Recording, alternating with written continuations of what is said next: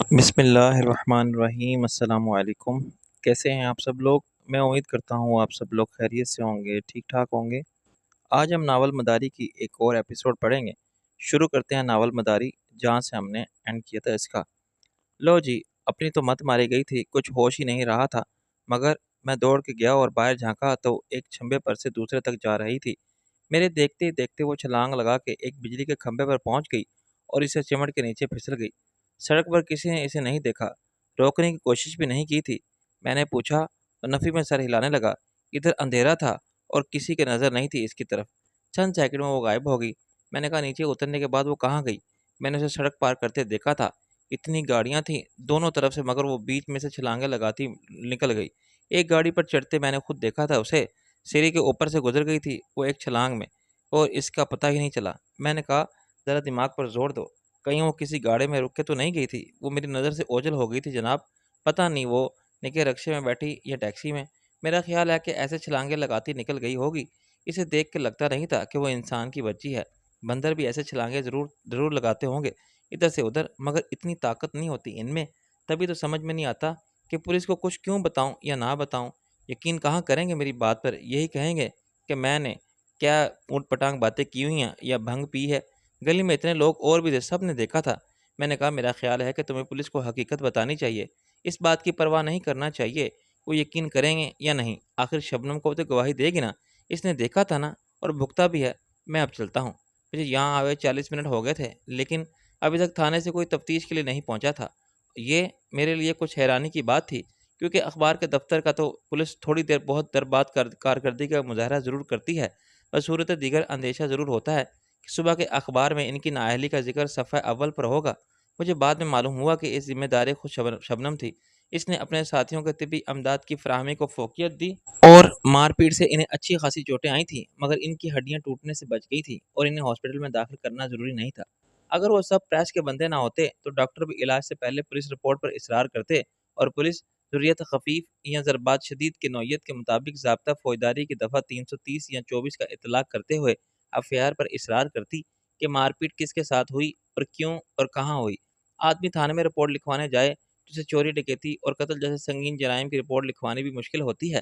سفارش پر نظرانے کے بغیر سنوائی نہیں ہوتی۔ ہاسپٹل کے میڈیکل لیگل سیکشن میں معاملہ اس کے برعکس ہو جاتا ہے۔ حادثے یا لڑائی جھگڑے میں زخمی ہونے والے رپورٹ کے چکر سے بچنا چاہتے ہیں، پولیس قانون کے مطابق رپورٹ لکھنے پر اصرار کرتی ہے، بالآخر وہی ہوتا ہے۔ ضابطے کے مطابق کارروائی نہ کرنے کا معاوضہ لے کر پولیس فریقان کو جانے کی اجازت دے دیتی ہے۔ شبنم میں دفتر میں سب سے مجھے ناصر عظیم کے نام سے جانتے تھے۔ انہوں نے میرے شلوار قمیض پگڑی اور پشاوری چپل والے حلیوں کو دلچسپی اور حیرانی سے ضرور دیکھا، مگر مجھ سے کوئی سوال نہیں کیا تھا۔ ایک تو وہ بے حد مصروف تھے، دوسرے کچھ دیر پہلے ان کی آنکھوں نے اتنا غیر معمولی حد تک حیران کن واقعہ دیکھا تھا کہ میرے لباس کی تبدیلی میں حیرت بے معنی ہو کے رہ گئی تھی۔ آفس کے سامنے اب 2-4 لوگ ہی رہ گئے تھے، چنانچہ ہجوم کو کنٹرول کرنے کے لیے پولیس کی موجودگی کا جواز ہی نہ رہا تھا۔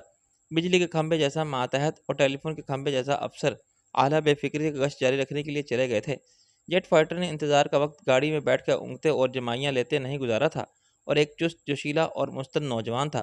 شوق اور تجسس سے مجبور ہو کے اس نے اخبار کے دفتر کے سامنے کھڑے ہوئے لوگوں سے رجوع کیا تھا، اور اسے خاصی سنسنی خیز خبریں ملی تھی۔ میرے لوٹ کے آنے تک وہ ادھر ادھر کے بہت سے لوگوں کا انٹرویو لے چکا تھا، جب سب کے سب عینی شواہد ہونے کے دعوے دار تھے۔ ان سب نے اس محیر العقول واقعے کو بیان کرتے ہوئے اپنی عادات اور پرواز تخیل کے مطابق رنگ امیزی اور حاشیہ آرائی کی تھی۔ چنانچہ اب جیٹ فائٹر کے دماغ میں خیالات کا ایک آتش فشاں ابلنے کے لیے تیار تھا۔ اس نے میرے لیے گاڑی کا دروازہ کھولا تو میں نے کہا اب ہم چلیں گے فلم سٹار نیلم کے گھر، تم نے دیکھا ہے؟ اس نے اقرار میں سر ہلا کے دروازہ بند کیا اور ڈرائیونگ سیٹ پر بیٹھتے ہی بولا، آپ نے کچھ سنا جناب؟ اخبار کے دفتر میں کیا ہوا؟ میں نے کہا ہاں، ایک پاگل عورت اندر گھس گئی تھی، بڑی توڑ پھوڑ کی اس نے۔ ڈرائیور نے مجھے بے یقینی سے دیکھا۔ پاگل عورت نہیں جناب، وہ کوئی آسمانی بلا تھی، ادھر سب نے دیکھا تھا۔ میں نے کہا اچھا، کیا دیکھا تھا؟ جواب میں اس نے ذاتی تحقیق سے حاصل ہونے والے بہت سے نتائج پر مبنی رپورٹ پیش کی۔ بالکل سامنے والے حاجی ٹی اسٹال کے پراپرائٹر رمضان شاہ نے، جو بکلم خود ایک چشمدید گواہ تھا، اپنے بیان میں حلفیہ کہا کہ وہ خلائی مخلوق تھی جو غالباً مریخ سے آئی تھی۔ اس نے ایک فلم کے حوالے سے کہا کہ مریخ کی مخلوق ایسی ہی ہوتی ہے۔ اس کا قد 9-10 فٹ تھا، وہ دیکھنے میں عورت لگتی تھی، لیکن وہ پروں کے بغیر بھی اڑ سکتی تھی۔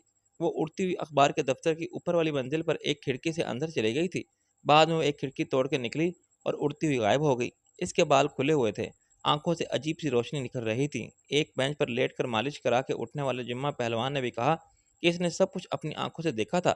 اس نے عورت کے کھڑکی سے کودنے اور چھلانگ مارنے کے فرار ہونے کا منظر بیان کرتے ہوئے سارا زور بیان اس کے جسم کے نسوانی روانائی کا نقشہ کھینچنے پر صرف کیا اور اشش کرتا رہا کہ کیا باڈی تھی ظالم کی۔ ایک صوفی ٹائپ بزرگ نے جو وہیں سکون سے حقے کے کش لگا رہے تھے اسے جنات میں شامل کیا اور کہا کہ اس کا وجود شفاف تھا اور اس میں سے انگاروں جیسی روشنی خارج ہو رہی تھی۔ باتونی ڈرائیور کی باتوں میں کوئی ربط نہیں تھا۔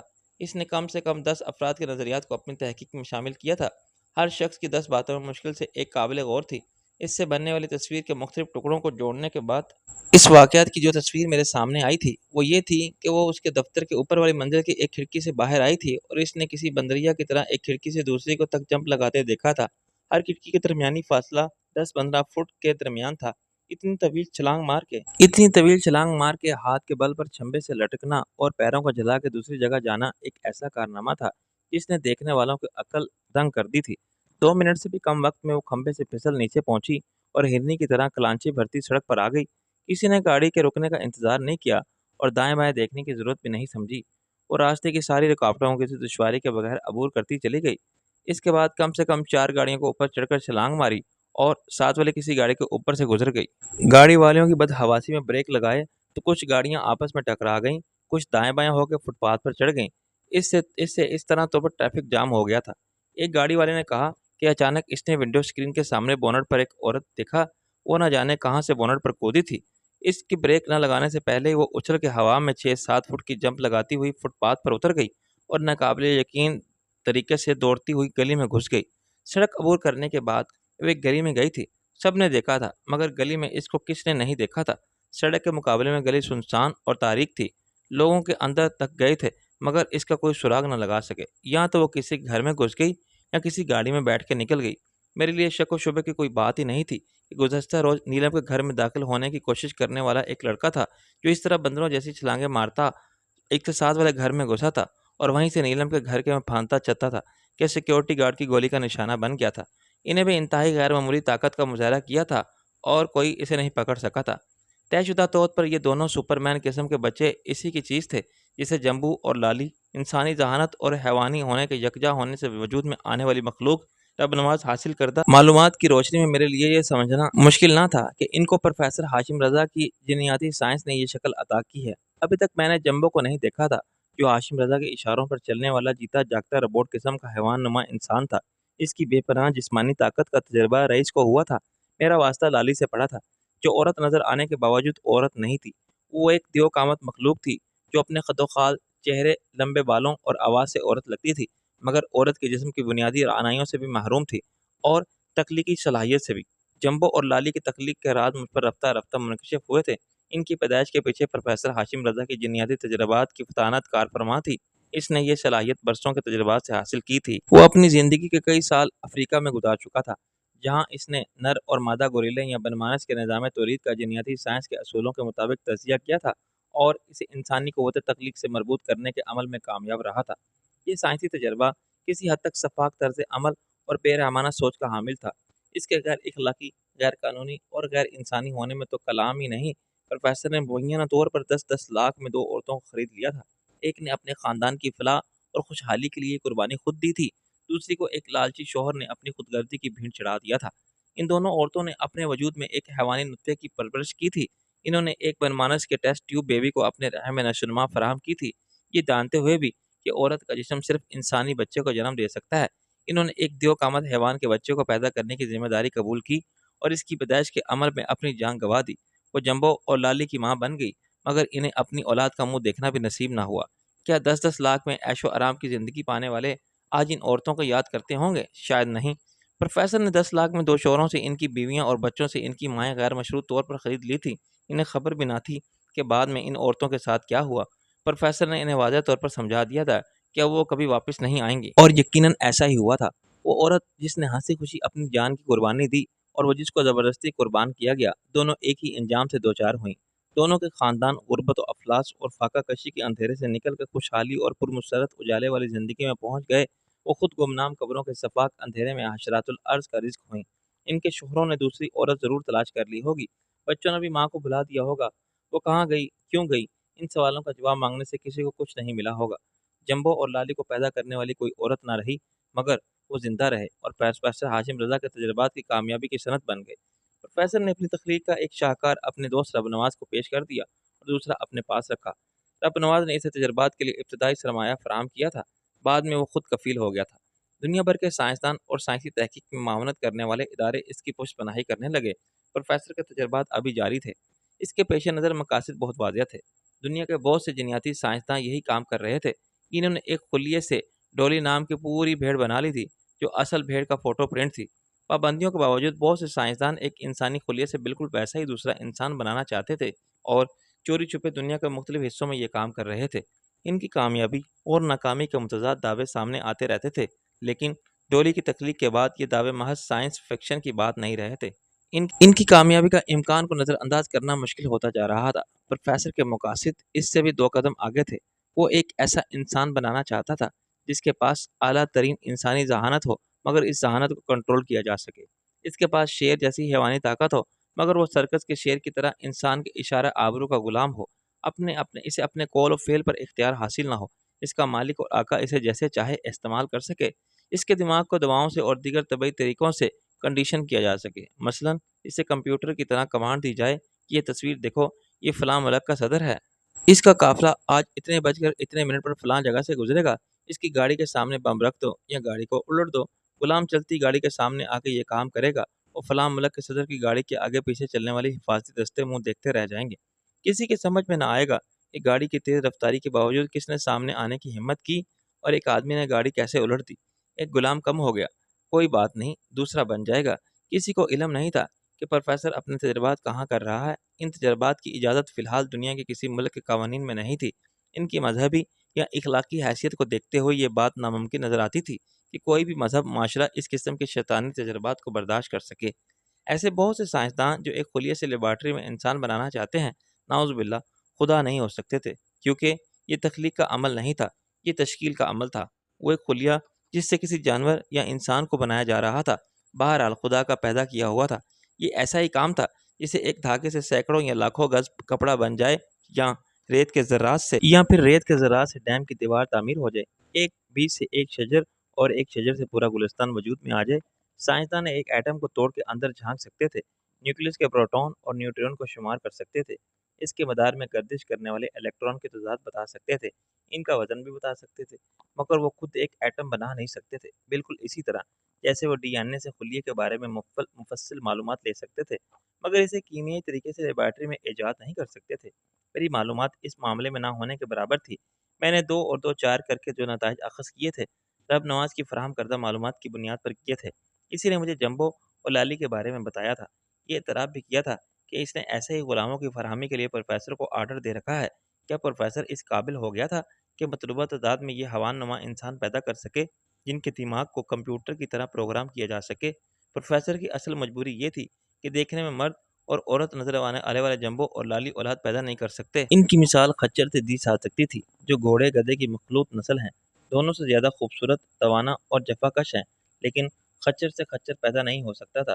ہر جمبو اور لالی کو جنم دینے کے لیے ایک عورت کی قربانی ضروری تھی۔ اس کے جسم کی پیداواری مشینری صرف ایک دفعہ استعمال ہونے کے بعد اور ایک کے ساتھ ہی ختم ہو جاتی تھی۔ 10 لاکھ بھی ویسے تو کم نہیں ہوتے۔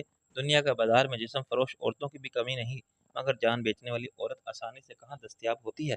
چنانچہ نیلم کے گھر پہنچتے ہوئے جو سوال میرے ذہن میں گردش کر رہا تھا یہ تھا کہ پروفیسر کیا کرتا ہوگا؟ کیا وہ گلی گلی نگر نگر کیش لے کے پھرتا ہوگا کہ جتنی عورتیں جسم کے ساتھ جان بیچنے پر تیار ہوں اٹھا لیں، جیسے آڑتی مال اٹھاتا ہے؟ نہیں، یہ جان جوکھوں کا کام ہے۔ پروفیسر بہت سیانہ آدمی ہے اور اس کو لوکل مارکیٹ کا بھی صحیح اندازہ ہے۔ یہاں بہت سے علاقوں میں بیٹی کو کسی بھی اجنبی کے ساتھ رخصت کر دیا جاتا ہے جو شادی کے نام پر 50,000 یا 1 لاکھ روپے نقد انعام ادا کر دے۔ بردہ فروش ہر جگہ جال پھیلا کے لڑکیوں کو مڈل ایسٹ سے سنگاپور اور ہانگ کانگ سے لندن تک پہنچا رہے ہیں۔ پروفیسر کو عورتوں کی صورت اور شکل، رنگ اور روپ اور حسن و شباب سے کیا، اسے صرف عورت کی پیداواری صلاحیت چاہیے تھی۔ اس کے لیے 40-50 سال کی کالی پیلی سوکھی سڑی یا بھینس جیسی عورت بھی چلے گی، اور ایسی عورت سستی بھی ملے گی۔ وہ یقیناً بردہ فروشوں سے رابطے میں ہوگا جو اسے اپنے تجربات جاری رکھنے کے لیے عورتیں فراہم کرتے ہوں گے، بالکل اسی طرح جیسے سائنسدانوں کے لیبارٹری میں خرگوش، گنی پگ یا بندر فراہم کیے جاتے ہیں۔ ایک ایسے معاشرے میں جو اخلاقی طور پر زوال پذیر ہو، جہاں مذہب سے بیگانگی سے انسانیت کو بے وقار کر دیا ہو اور عورت کو ذاتی پراپرٹی، مرد کے پاؤں کی جوتی اور جنس بازار بنا دیا ہو، وہاں پروفیسر ہاشم رضا جیسے لوگوں کی دولت سب کچھ خرید سکتی ہے۔ میرا ذہن اب دو الگ الگ واقعات کو ایک ہی نظر سے دیکھ رہا تھا۔ گزشتہ شب پیش آنے والے ایک ناقابل یقین واقعے کی رپورٹ میں نے صبح کے اخبارات میں دیکھی تھی۔ اس کا تعلق نیلم کے پڑوس میں رہنے والے حمید اللہ بیگ نام کے ایک تاجر سے تھا۔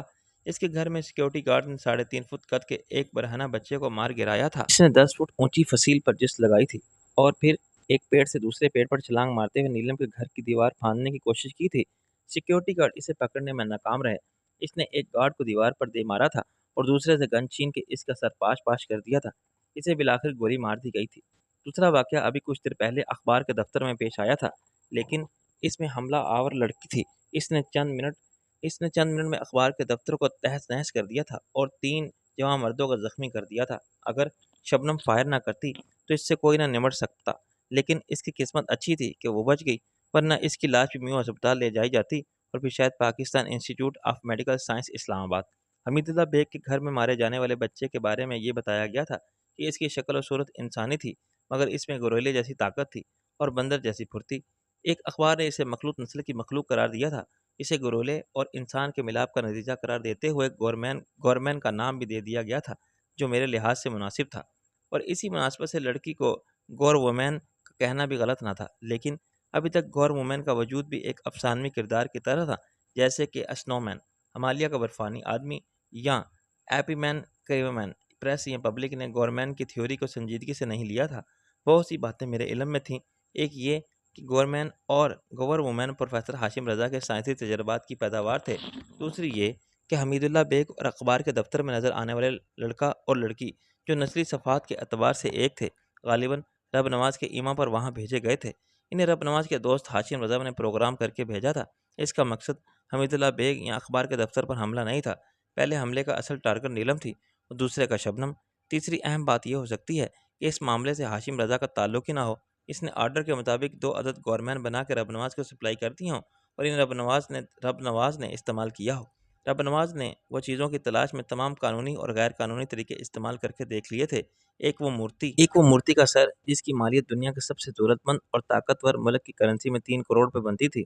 اس مجسمے کے سر کو بڑی مہارت سے بنایا گیا تھا۔ اس کے اوپر پلاسٹر آف پیرس کی تہ تھی۔ اس کے نیچے آدھ انچ کی تہ ہیروئن کی جما کے پھر پلاسٹر آف پیرس کی ایک لیئر جمائی گئی تھی۔ یہ عمل الٹا شروع ہوا تھا، یعنی اندر شاید آدھا کلو ہیروئن گیند کی شکل میں رکھ کے اوپر پلاسٹر آف پیرس پھیلا دیا گیا تھا۔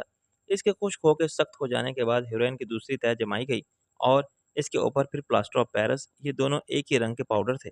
چنانچہ انسانی آنکھ مورتی کے سر کو توڑ کے بھی ان تہوں کو الگ نہیں دیکھ سکتی تھی۔ رب نواز کو پورا یقین تھا کہ یہ سر شبنم کے پاس ہے، یا وہ اس کے بارے میں جانتی ضرور ہے۔ دوسری چیز جس کی رب نواز کو اتنی شدت کے ساتھ آرزو تھی وہ سونی تھی۔ ایک بار اس نے قانون کے تقاضے پورے کرتے ہوئے نیلم کے گھر پر پولیس کے ساتھ چھاپا مارا تھا، لیکن سونی کو بانو خالہ نے بڑی ہوشیاری سے کام لے کر فریج کے اندر چھپا کے بٹھا دیا تھا۔ اچانک گھر کا چپا چپا چھان لینے کے باوجود رب نواز کو مایوسی کے سوا کچھ نہیں ملا تھا۔ دوسری بار وہ خود اچانک نیلم کے گھر پہنچ گیا۔ اسے پورا یقین تھا کہ نیلم نے سونی کو چھپا رکھا تھا، کہ وہ سونی کو ہر قیمت پر حاصل کرنا چاہتا تھا۔ سونی اس کی مجرم تھی۔ اس نے رب نواز کو لاکھوں کا نقصان پہنچایا تھا اور رب نواز کی نظروں کے سامنے سے اس کے جوان بیٹے کو اغوا کر کے لے گئی تھی۔ وہ کچھ بھی نہیں کر سکا تھا۔ وہ سونی کو سزا دینا چاہتا تھا، اس سے انتقام لینا چاہتا تھا۔ اگر مورتی کے سر کی قیمت واقعی 3 کروڑ تھی تو اس کی بازیابی کے لیے 10-20 لاکھ کی ایک گور وومین قربان کی جا سکتی تھی۔ سونی کا پتہ چلانے کے لیے بھی ایک گور وومین کو ضائع کیا جا سکتا تھا۔ شاید رب نواز کو امید تھی کہ مستقبل قریب میں ہاشم رضا اسے کچھ اور تجرباتی بچے دے سکتا ہے۔ اس وقت ایک دلچسپ سوال جو میرے ذہن میں سڑ اٹھایا، آخر پروفیسر ہاشم رضا کے گوریلے اور انسان کے مخلوط نسل والے بچے کو جوان ہونے میں کتنے دن لگتے ہیں؟ اس کی طبعی عمر کیا ہوتی ہے؟ نیلم کے پڑوس میں مارا جانے والا بچہ 3.5 سال کا تھا۔ اس کی عمر کا تعین کس نے کیا اور کیسے؟ اس طرح اخبار کے دفتر پر حملہ کرنے والی لڑکی کو قد میں عورت کے برابر ہونے کے باوجود بچی سمجھا گیا۔ آخر کیوں؟ کیا ایک نظر میں جسم کی ساکھ سے عمر کا اندازہ ہو سکتا ہے؟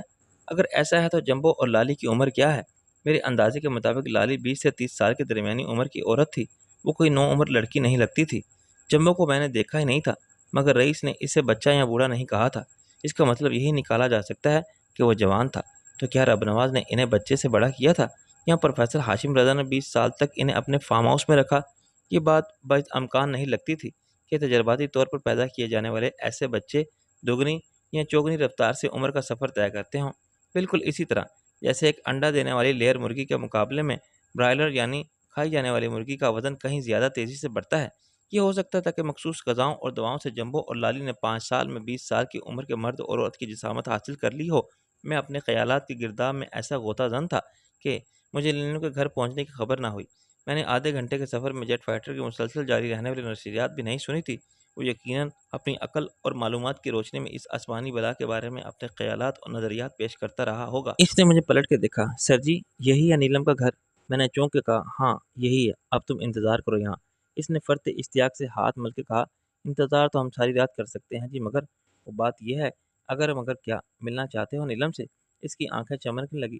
آپ تو دل کی بات سمجھ لیتے ہو جناب، اگر آج اس سے ہاتھ ملانے کا موقع مل جائے تو زندگانی سنور جائے گی۔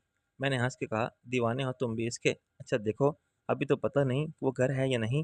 گیٹ پر کھڑے ہوئے سیکیورٹی گارڈ نے مجھے غور سے دیکھا کہ پہچانا اور گیٹ کھولتے ہوئے بولا، ابھی آپ ایک دم بدر منیر کا فلک لگتا ہے۔ میں نے مسکرا کے اس کا شکریہ ادا کیا اور اندر چلا گیا۔ برآمدے میں بانو خالہ تخت پر گاؤ تکیے سے ٹیک لگائے کاٹ رہی تھی۔ مجھے دیکھتے ہی انہوں نے خوف زدہ ہو کر چلا کے کہا، ارے یہ کون ہوا پٹھان گھسا چلا آ رہا ہے؟ میں گارڈ۔ میں نے کہا، خالہ یہ میں ہوں ناصر عظیم۔ نیلم ہے؟ انہوں نے سکون کا سانس لیا۔ نیلم کا مجھے کیا پتا، آدھی رات ہو گئی ہے، ابھی تک فرصت نہیں ملی شوٹنگ کے چکروں سے۔ شوٹنگ نہ ہوئی جان کا عذاب ہوگی، صبح شام جب دیکھو شوٹنگ ہے۔ تم اچھے دوست ہو اس کے، کچھ سمجھاتے کیوں نہیں؟ میں نے حیرانی سے کہا، میں کیا سمجھاؤں اس کو؟ جی کام کا کوئی وقت ہوتا ہے، کوئی حد ہوتی ہے۔ فائدہ ایسے کام سے کہ زندگی تھوڑی پڑ جائے، آدمی خود کم ہو جائے مگر کام ختم نہ ہو۔ کیا ملتا ہے اس کام سے آخر؟ پیسہ جان سے پیارا ہو گیا ہے، دیکھتے نہیں صحت کا کیا حال ہو گیا ہے۔ کھانا پینا پہلے ہی بند تھا، اس سے وزن بھی کم ہو جائے گا، اس سے بلڈ پریشر بڑھ جائے گا، اس سے شوگر ہو جائے گی۔ کھانے کو رہ گئی ہیں بس گولیاں، وٹامن کی گولیاں، سر درد کی گولیاں، وزن کم رکھنے والی گولیاں، اب تو خیر نیند کی گولیاں بھی شروع ہو گئی ہیں۔ میں نے کہا، نیلم نیند کی گولیاں کھاتی ہے؟ نہیں کھائے گی تو کیا کرے گی؟ نیند جو نہیں آتی، نیند آئے گی اگر آدمی ایک وقت پر لیٹ جائے۔ کبھی دن 12 بجے تک، کبھی 2 بجے تک، کبھی پوری رات شو میں گزر جاتی ہے۔ چائے اور کافی پی پی کے ستیہ ناش کر لیا ہے بھوک کا بھی۔ ایسے آخر کب تک چلے گا؟ میں نے کہا، فکر مت کرے خالہ، تھوڑے دن کی بات ہے، پھر کیا ہوگا؟ انہوں نے تلخی سے کہا۔ نیلم نے کہا تھا مجھ سے کہ فلموں میں کام کرنا چھوڑ دے گی۔ اجی رہنے دو، بہت سنا ہے یہ میں نے، کبھی تو بہت دفعہ چھوڑے نہ چھوڑے دوسرے چھوڑ دیں گے، اور کیا کرے گی وہ بیٹھ کر؟ سبیہ خانم کو دیکھ لو، مسرت نذیر اور زیبا، نیلو رانی، سب نے شادی کر لی اور گھر بار سنبھال لیا۔ سب نے اچھا فیصلہ کرنے میں دیر نہیں کی۔ میں نے جان چھڑانے کے لیے کہا، اپنا برا بھلا وہ خود بھی سمجھتی ہے اور اس نے وعدہ کر لیا ہے مجھ سے۔ خالہ ایک دم سیدھی ہو کے بیٹھ گئی۔ اچھا، تم سے شادی کا وعدہ کر لیا ہے؟ پھر میاں دیر کیوں کر رہے ہو؟ میں نے گھبرا کے کہا، دیکھیے میں نے شادی کی بات نہیں کی۔ ان کا چہرہ بجھ گیا۔ نہیں تو آپ کر لو۔ ان کا چہرہ بجھ گیا۔ نہیں کہ تو آپ کر لو، یا تم بھی انہی میں شامل ہو جو سمجھتے ہیں کہ وہ ایکٹرس ہے اور شادی کے لیے تمہیں بھی نہیں چاہیے شرافت کی صنعت۔ میں نے کہا، خالہ آپ سے بہتر جانتا ہوں میں اسے، آپ 3 سال سے ہیں اس کے ساتھ، میں 10 سال پہلے بھی اس کا دوست تھا۔ اگر میں شادی کرنا چاہتا تو مجھے اس سے اچھی لڑکی کہاں مل سکتی تھی؟ انتہائی خوش قسمت ہوگا وہ شخص جسے نیلم جیسی شریک حیات ملے گی۔ رہی اس کی شرافت کی بات تو میں اس کی قسم کھا سکتا ہوں۔ کیا تمہاری بات طے ہو گئی ہے کسی سے؟ خالہ نے مجھے غور سے دیکھا۔ میں نے ہنس کر کہا، ایسا بھی نہیں کہہ سکتا میں، وہ عمر میں کچھ زیادہ ہیں تم سے، 1 2 سال بڑی ہیں۔ میں نے کہا، نہیں خالہ، ایک تو اس کی کوئی اہمیت نہیں، ہمارے پیارے نبی صلی اللہ علیہ وآلہ وسلم تو بہت اچھی مثال قائم کی ہے اس بارے میں۔ بی بی خدیجہ رضی اللہ تعالی عنہ 15 سال زیادہ تھی عمر میں، اور اصل عمر تو وہ ہوتی ہے جو نظر آتی ہے۔ نیلم شاید 8 10 سال چھوٹی لگتی ہوگی مجھ سے، پھر کیا بات ہے؟ بات کچھ نہیں خالہ، معلوم نہیں کیوں سارا زمانہ یہ سوال ہمیشہ کرتا ہے مجھ سے۔ ہر شخص کو جیسے اور کوئی فکر ہی نہیں اس کے سوا کہ آخر میں نیلم سے شادی کیوں نہیں کر سکتا۔ اس میں نے کبھی اس نظر سے دیکھا ہی نہیں۔ وہ میری محسن ہے، دوست ہے اور ہمدرد ہے۔ اس نے ہمیشہ بڑا خیال رکھا ہے میرا۔ دیکھا جائے تو میری یہ زندگی اسی کی مرہون منت ہے۔ اس نے مجھے جینے کے لیے حوصلہ نہ دیا ہوتا تو میں شاید خودکشی کر لیتا۔ میرے لیے اس کی محبت بہت ہی اہمیت رکھتی ہے، جیسے ماں کی محبت اور شفقت ہوتی ہے۔ اسے میں گنوانا نہیں چاہتا۔ وہ مجھے حیران نظروں سے دیکھتی رہی، ان کی سمجھ میں میری باتیں نہیں آ سکتی تھی۔ چنانچہ میں اٹھ گیا۔ تلاش کرنے پر سونی مجھے باغ کے ایک تاریک گوشے میں چپ چاپ بیٹھی ہوئی ملی۔ میں نے کہا، تم یہاں ہو؟ میں اندر ڈھونڈتا رہا۔ اس نے مجھے دلچسپی سے دیکھا۔ تم تو پہچانے نہیں جا رہے، یہ شلوار قمیض اور واسکٹ، فراقلی ٹوپی اور پشاوری چپل، بالکل قبائلی سردار لگ رہے ہو۔ میں نے کرسی پر بیٹھ گیا، مجھے ایک ضروری بات کرنے آنا پڑا ہے، ورنہ نہ آتے۔ میں نے کہا ظاہر ہے، شاہ عالم کا کیا تعلق نیلم سے یا سونے سے؟ وہ ولی رئیس سے مل کے آئے ہو؟ میں نے بڑی روانی سے پورے اعتماد کے ساتھ سر ہلا دیا۔ ہاں، ایک وجہ یہ بھی ہے میرے آنے کی۔ رئیس نے کہا تھا کہ تمہیں تسلی دوں اور یہ بتاؤں کہ فکر کی کوئی بات نہیں، وہ بہت جلد آئے گا تمہارے پاس۔ سونی کی صورت پر مسلط اداسی کا رنگ ایک امید کے خوش آئند اجالے میں گم ہو گیا۔ وہ ٹھیک تو ہے؟ اسے کیا ہو سکتا ہے؟ بہت ڈھیٹ چیز ہے، لیکن تم کو کچھ ضرور ہو جائے گا اگر تم نے اپنا ٹھکانہ نہ بدلا۔ ہو سکتا ہے تمہارے ساتھ نیلم کو بھی نقصان پہنچے۔ وہ پھر افسردہ اور دکھی ہو گئی۔ میری تو سمجھ میں نہیں آتا کہ میں کیا کروں، کہاں جاؤں۔ آخر تم سب کی مرضی سے یہاں نظر بندی کے دن خاموشی سے گزار رہی ہوں۔ میں نے کہا تمہاری یہ غلطی سے وہ مقصد فوت ہو گیا ہے جس کے لیے میں تمہیں یہاں لایا تھا۔ تمہیں یہاں روپوش رہنا تھا، مگر تم نے خود اپنا راز فاش کر دیا۔ تم نیلم کے ساتھ شوٹنگ دیکھنے چلی گئی۔ میں کہہ چکی ہوں کہ اس میں میری مرضی شامل نہیں تھی۔ مرضی شامل تھی یا نہیں، لیکن تم کو دیکھنے والوں نے پہچان لیا ہے، اور یہ بات رب نواز تک پہنچ گئی ہے۔ اس نے نیلم کے گھر کی خانہ تلاشی کے وارنٹ نکلوا دیے۔ پولیس تمہیں برآمد نہ کر سکی، مگر اس سے رب نواز کا شک دور نہیں ہوا۔ تمہیں معلوم ہے کل تمہارے پڑوس میں کیا ہوا تھا؟ فرسٹ سر جھکا کے بولی۔ بانو خالہ کچھ بتا رہی تھی، عجیب سی بات تھی۔ پولیس بھی آئی تھی اور میں نے اخبار میں بھی دیکھا ہے، مگر وہ کوئی یقین کرنے والی بات نہیں تھی۔ میں نے کہا اخبار میں جو آیا ہے 100% سچ ہے، یعنی وہ کوئی بڑا سا بندر نہیں تھا، انسان کا بچہ تھا۔ میں نے کہا تم نے لالی کو دیکھا ہے؟ ہاں، وہ لالی کا بیٹا تو نہیں ہو سکتا، وہ مسکرائی۔ رئیس نے تمہیں جمبو کے بارے میں کبھی کچھ بتایا تھا؟ سونی نے سوچ کے کہا ہاں۔ میں نے کہا یہ بھی ویسی ہی مخلوق تھی۔ تمہیں معلوم ہے ابھی کچھ دیر پہلے شبنم کے آفس میں کیا ہوا؟ اچھا جاؤ، پہلے میرے لیے چائے بنا کے لاؤ، پھر بتاؤں گا باقی بات۔ اس نے کہا اندر چلو، یہاں لاتے لاتے چائے بھی ٹھنڈی ہو جائے گی۔ ملازم سو گئے تھے۔ تخت پر نیم دراز بانو خالہ کی بھی نیلم کا انتظار کرتے کرتے آنکھ لگ گئی تھی۔ سونی نے کچن میں الیکٹرک کیٹل لگا کے اپنے اور میرے لیے چائے بنائی۔ نیلم کے گھر کا کچن بھی بہت شاندار تھا۔ 22 فٹ 24 فٹ کے لمبے چوڑے ایئر کنڈیشن کچن میں فرش سے دیواروں تک ہر جگہ سفید ٹائل تھے، سفید کچن کیبنٹ تھے اور سفید ماربل ٹائپ شیلف تھے۔ ایک کونے میں گلاس ٹاپ ڈائننگ ٹیبل کی تھی جس کے گرد 4 کرسیاں لگی ہوئی تھیں۔ ہر چیز بالکل بے داغ اور اجلی تھی۔ دیواروں پر لگی ہوئی ٹیوب لائٹس کی روشنی میں کچن جگمگ کرتا نظر آتا تھا۔ میں نے سونی کا مختصراً اس لڑکی کے بارے میں بتا دیا جس نے شبنم پر آفس میں حملہ کیا تھا۔ وہ خوف اور حیرانی کے ملے جلے جذبات کے ساتھ سب سنتی رہی اور میرے ساتھ بیٹھی چائے کے ساتھ بسکٹ کھاتی رہی۔ مجھے رات کا کھانا کھانے کی فرصت بھی نہیں ملی تھی۔ 12:30 بجے میں نے کہا یار چائے سے تو اپنا کچھ نہیں بنا، مجھے بھوک لگ رہی ہے۔ دوپہر کے بعد کچھ کھانے کو نہیں ملا آج۔ کھانا تو میں نے بھی نہیں کھایا ہے، سونی نے کہا۔ میں نے حیرانی سے کہا کیوں بھائی، آپ کیوں بھوکی بیٹھی ہیں؟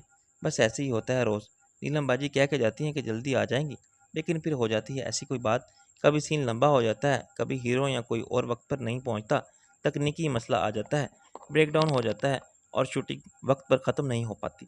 مجھے بھی عادت سی پڑ گئی ہے، وہ آئیں گی تو بہت معذرت کریں گی، خفا ہوں گی، کیوں بیٹھی رہتی ہو میرے انتظار میں، مگر میں اکیلی کیسے کھانا کھا کے کیا کروں گی؟ میں نے کہا حالات کی خرابی کیا ہے، ذرا انسان کی اس دنیا کو دیکھو جو تمہارے ارد گرد بستی ہے۔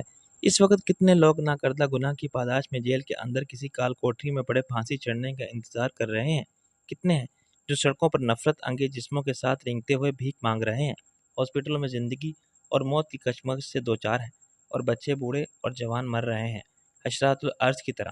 خدا کا شکر ادا کرو کہ تم روانڈا میں نہیں ہو، ورنہ تمہارا فاقے سے مر جانے والا جسم دھوپ میں پڑا سڑ رہا ہوتا، یا کسی خرکار کے کیمپ میں نہیں ہو۔ تم نیلم کے قصر عالی شان میں فرد کش ہو، جہاں دنیا کی ہر نعمت تمہارے اشارے پر حاضر کر دی جاتی ہے۔ ہمارے پاس دولت کے انبار ہیں۔ وہ کچھ شرمندہ نظر آنے لگی۔ یہ سب تو ٹھیک ہے، میں نے کہا دولت تو رب نواز کے پاس شاید ہم سے بھی زیادہ ہی ہوگی، مگر ایک چیز اس کے پاس نہیں ہے جس پر ہم ناز کر سکتے ہیں، وہ ہے ہمارا کردار۔ ہم سب کو کوئی پچھتاوا نہیں ہے کیونکہ ہمارے قول و فعل میں نیک نیتی ہے۔ اچھا اب اٹھو خدا کے لیے اور کھانا لگاؤ، ورنہ میرا دم نکل جائے گا بھوک سے۔ رات کا 1 بجنے والا ہے، حد ہوتی ہے کسی بات کی۔ کھانا کھاتے ہوئے وہ بولتی رہی، پتہ نہیں ایسے کب تک گزرے گی میری زندگی، کب تک میں اس عالی شان محل میں قید رہوں گی کسی شہزادی کی طرح۔ میں تو عاجز آ گئی ہوں اپنی تنہائی سے، سارا دن میں اکیلی ادھر سے ادھر بھٹکتی رہتی ہوں۔ آدمی کتنا وقت ٹی وی کے سامنے گزارے، کتنی دیر سوئے، دماغ میں ادھر ادھر کے پریشان کرنے والا خیالات کی یلغار رہتی ہے، اس لیے کہ کام کوئی نہیں۔ باتیں بھی کروں تو کس سے کروں؟ بانو خالہ ہیں تو ان کی باتوں سے تو ایسا لگتا ہے جیسے میں بن بلائے مہمان کی طرح ان پر مسلط ہوں۔ وہ مجھے برداشت کرنے پر مجبور نہ ہوتی تو مجھے نکال باہر کرتی۔ میں نے ہنس کے کہا برداشت تو وہ مجھے بھی کر رہی ہیں، نیلم کا میرے ساتھ حسن سلوک انہیں ایک آنکھ نہیں بھاتا۔ گھر کے نوکر بھی زبان سے کچھ نہیں کہتے، مگر ان کا رویہ سب کچھ کہہ دیتا ہے۔ لگتا ہے وہ نظروں ہی نظروں میں پوچھ رہے ہیں کہ آخر کب تک قیام فرمائیں گی آپ، اور آپ ہیں کون؟ کہاں سے اچانک نامودار ہو گئے ہو تم سب لوگ نیلم سے اپنائیت کا رشتہ جوڑنے؟ یا شاید مجھے ہی ایسا لگتا ہے ان بیچاروں کی کیا اوقات کے ایسا سوچیں، اور فرق کیا پڑتا ہے کہ ان کے کچھ بھی سوچنے سے؟ ہاں، میں بھی پرواہ نہیں کرتی، لیکن اپنے اکیلے پن سے تو نجات نہیں۔ نیلم آتی ہے آدھی رات کے بعد، پھر صبح دیر تک سوتی رہتی ہے، اس کی وجہ سے میں بھی رات بھر جاگنے لگی ہوں۔ رات 1-2 بجے کھانا کھا کے نیند فوراً کہاں آتی ہے؟ اس کے بعد ہم چائے یا کافی پی کے باتیں کرتے رہتے ہیں۔ دن کا زیادہ وقت میں سو کے گزارتی ہوں، پھر رات کو نیند کیسے آئے؟ نیلم تو پہلے ہی بے خوابی کی مریض ہے، وہ نیند کی گولیاں کھا کے سوتی ہے۔ مجھے تو ڈر ہے کہ کہیں مجھے بھی عادت نہ پڑ جائے۔ عادت؟ یعنی تم کھانے لگی ہو کبھی کبھی؟ اس نے مجرمانہ انداز میں اعتراف کیا۔ 1-2 بار کھانی پڑی، مگر مجھے معلوم ہے کہ عادت کیسے بنتی ہے۔ ضرورت بالآخر مجبوری ہو جاتی ہے۔ کیسا عجیب ہے یہ انقلاب بھی! کہاں وہ زمانہ کہ میں ہر جگہ ہر وقت سو جاتی تھی۔